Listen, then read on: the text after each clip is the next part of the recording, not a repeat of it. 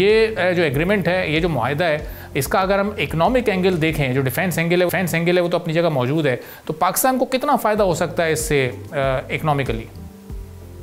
चीज़ की टाइमिंग बहुत गौरतलब है, क्योंकि इस वक्त जो एग्रेशन था वो वन साइडेड हो रहा था और कोई ऐसी स्ट्रॉन्ग वॉइस नहीं आ रही थी कि हम अपनी सिक्योरिटी के लिए मिलकर खित्ते में अमन के लिए क्या काम कर सकते हैं। तो ये मैसेज बड़ा क्लियर गया है। हमारी पार्टनरशिप तो पहले भी थी, लेकिन उसको एक तो इंस्टीट्यूशनलाइज किया गया है, दूसरा पब्लिकली अनाउंस किया गया है।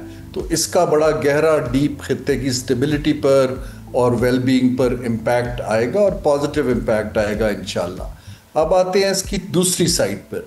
देखिए, ये तो एक गवर्नमेंट टू गवर्नमेंट पार्टनरशिप का मुआहदा है, लेकिन इसके अंदर अब दोनों को ममालिक को और बाकी खित्ते के ममालिक जो इसको ज्वाइन करेंगे होपफुली, उनको अपने रिसोर्सेज को कम्प्लीमेंट करना है। पाकिस्तान के पास एक महारत है, एक ट्रेंड मिलिट्री है, हमारे पास वेपन बनाने की फैसिलिटीज़ हैं, लेकिन हमारे पास फिस्कल स्पेस कम है, हमारे पास टेक्नोलॉजी में इन्वेस्ट करने का पैसा कम है। तो अगर ये कम्प्लीमेंट होगा तो एक तो डिफेंस रिलेटेड इंडस्ट्री और उसकी एक्सपोर्ट के ऊपर अगर एक अच्छा फ्रेमवर्क बनाया जाए तो उसका बहुत इम्पैक्ट आएगा। दूसरा, क्योंकि मैं 1-1.5 साल से सऊदी अरब के साथ एडवाइजरी कैपेसिटी में काम कर रहा हूँ, उनकी जो डाइवर्सिफिकेशन हो रही है इंडस्ट्री की, उसके अंदर सऊदी अरब के अंदर एक पाकिस्तान के मुतल्लिक बहुत पॉजिटिव सेंटिमेंट उभरा है।